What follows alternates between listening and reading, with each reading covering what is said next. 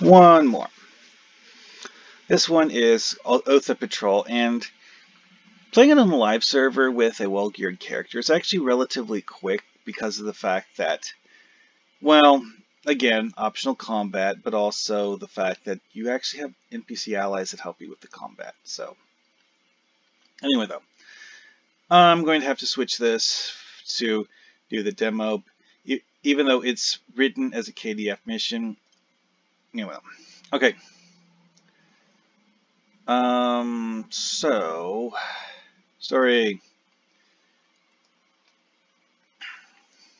Hello, we have a situation. Meet me at this perimeter station. Dum, dum, dum. Not that one. Morska station.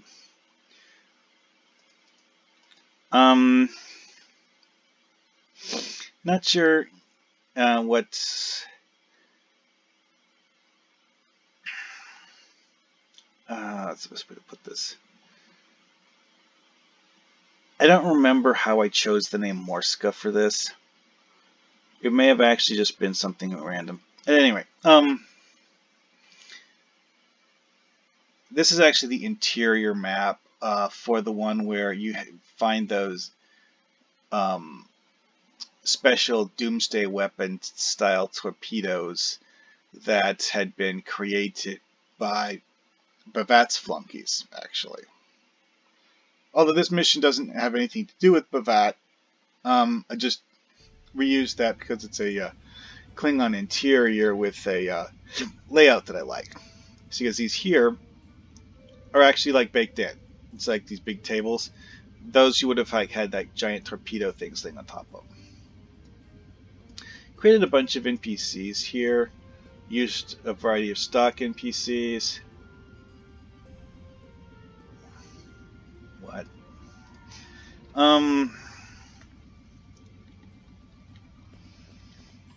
Anyways, though, your reason for being here is that you're looking around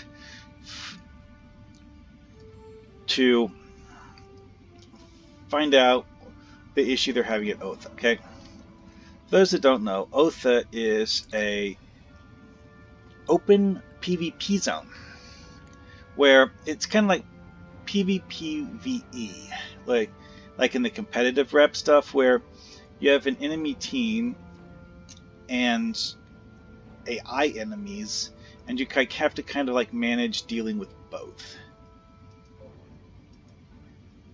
Anyways, Dagok wants you to assist with, well, see, the enemies in the ground war zone that are AIs are Borg.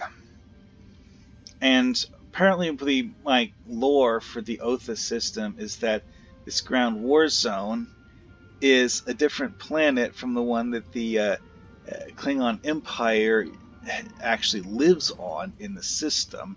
The one that they actually live on is an agricultural world. Well, the idea I had is that some of the Borg leave the ground war zone and go to the agricultural world, and you need to find out what's going on and stop them from assimilating the colony.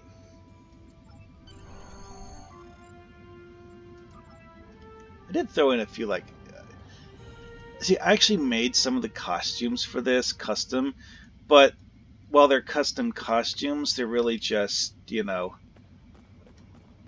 not interesting costumes, I guess is one way to put it. It's just like simplistic. Here is a very modern KDF uniform, and yes, that's a Creosian.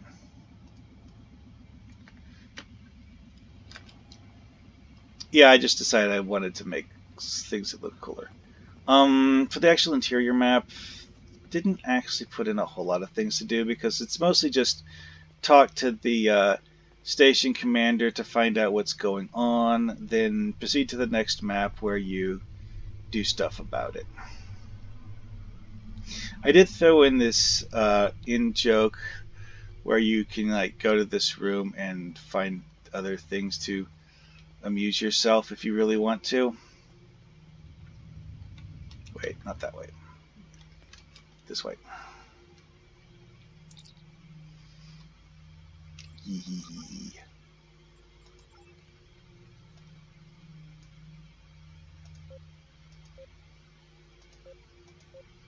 Okay. These guys are Tholians, reskinned to look like Starfleet Academy cadets. Why? Well, it does weird things in the Foundry when you have when you reskin Tholians as humanoids. It actually causes them to not play proper attack animations.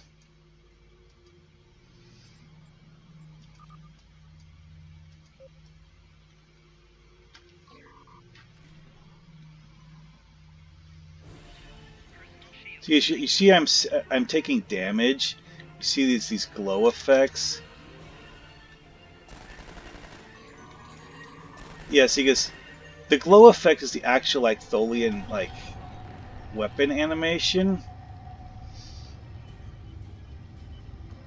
but it's not actually playing the like energy beam they fire for some weird reason.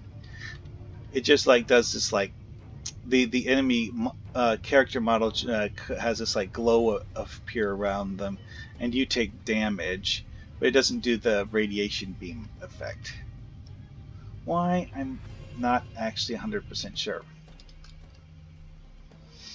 Oh well. It's probably a bug related to the fact that the developers just didn't design it that way. Because apparently the Tholian groups use a bunch of custom animations not used by anything else, pretty much. Alright, time for the open map. Okay, so here you go to the specific location where the small Borg craft crash landed on this small island.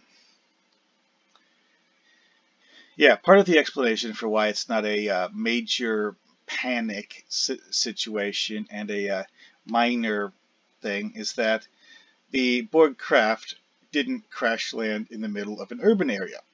It's this small island no one uses for anything out in the middle of nowhere. Again, that's part of what they want you to figure out, is that it's like, okay, this happened, why? Well, yeah, there's a specific reason for that. I mentioned earlier something about having NPC allies helping you. Yeah, it's related to that. Dum dum dum.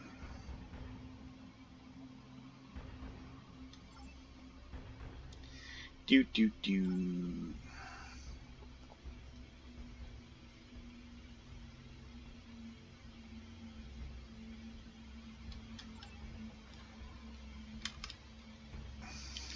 Yeah, I know. I wrote some stereotypically Klingon dialogue and mixed it with dialogue that's just there. One thing you'll note about this one is that, yeah, this is literally a really, really tiny island and nothing else. Which is part of the reason why I chose this. So I decided I wanted to do like a small, you know, that crunching sound makes me think there's supposed to be a covering of snow on the ground. Anyway, though, so yeah, somewhat chilly location and a small island. There are actually like 5 or 6 different Borg groups here that you could, in theory, kill, but in the interest of time, I'm going to forego that. Do do do.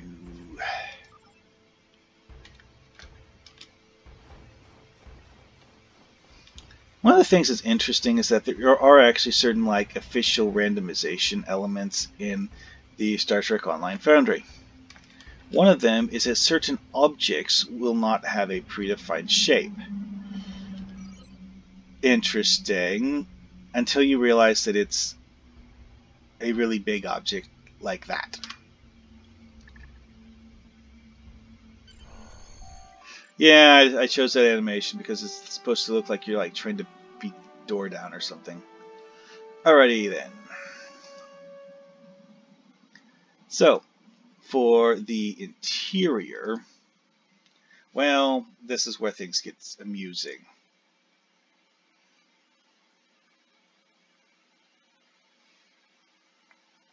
Because for this one, I rigged up a bunch of triggers to spawn and despawn invisible walls, so that you go in, you have all of these guys here, some of which are friendly, some of which are enemies, because the reason why it landed in a unoccupied area is that due to the efforts of the Borg cooperative, some of the Borg in the Otha had become, disconnected from the collective.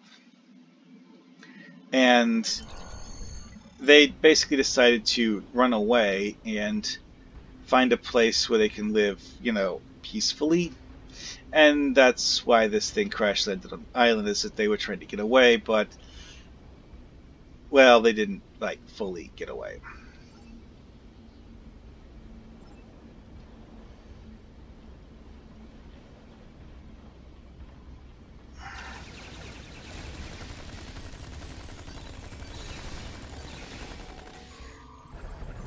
Yeah, the combat here is rather simple because of the fact that in most cases, it's basically just, okay, that's weird. Yeah, I guess that guy doesn't use a pistol? I don't know.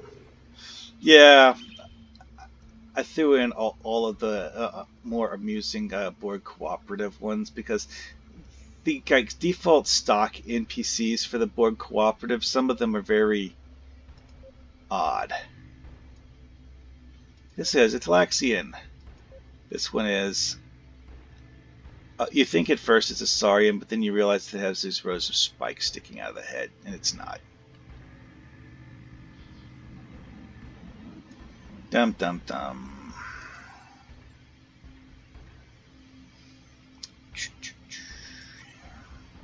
Oh, if you choose the "What's in it for us" thing, that it actually does have like a little minor dialogue thing where they talk about, helping maybe something.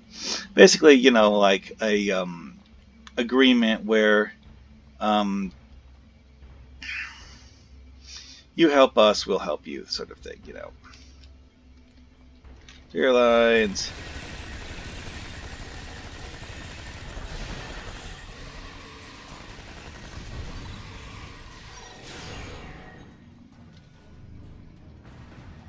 Yeah, we can't actually do flat trigger lines in the Foundry, but if you make a bubble that's large enough and placed in the right location, it will, while not flat, be broad enough that it will cover a doorway. Oh yeah, this is the one group where it's like a patrol, and the NPC ally people are just not at that location.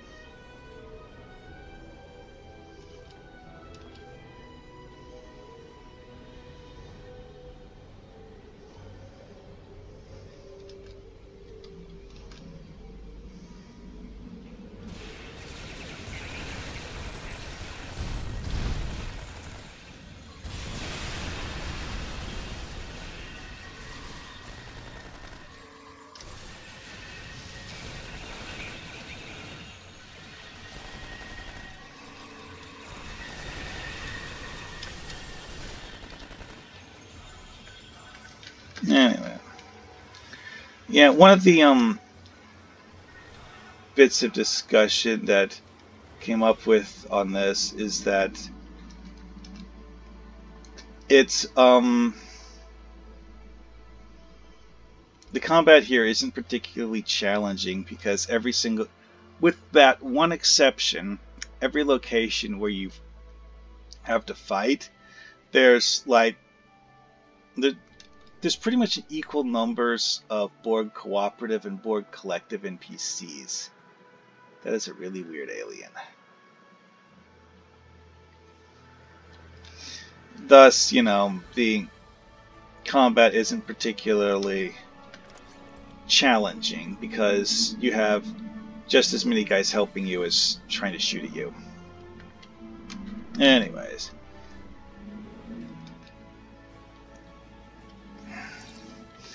Yeah, this is a stock NPC because, as I mentioned in one of my other videos, we did not have the ability to create proper custom Suliban. There is one option for a way to make custom Suliban, which does give you a reasonable level of customization. However, they have to be wearing a knit hat. Anyway, so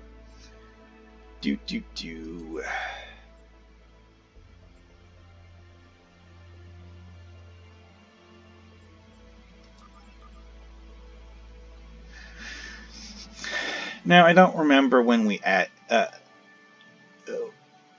some reason I was thinking that I was supposed to put some sort of an introduction thing where you are introduced to her before you get to this point in here, and I may have just forgotten to write that into the story.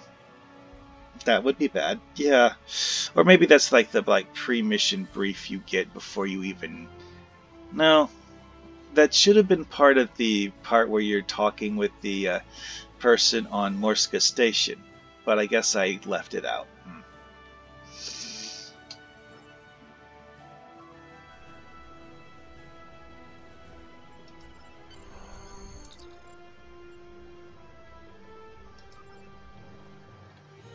That was a duplicate dialogue that I probably should have been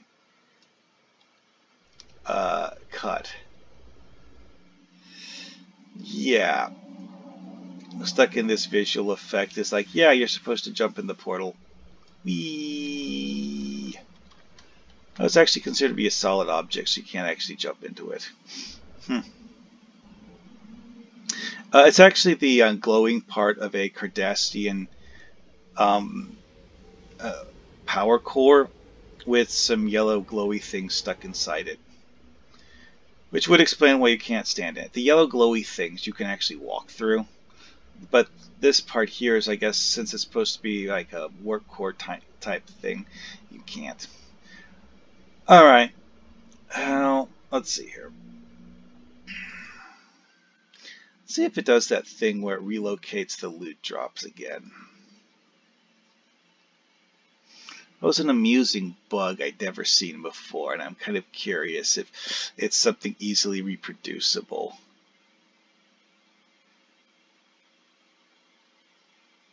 Like I said, I'd never encountered that before, simply because of the fact that I normally just collect every bit of loot that drops and don't leave stuff. Alright, so this, it says Great Hull Interior as the template map. This is the original version of the social zone that the members of the KDF would visit.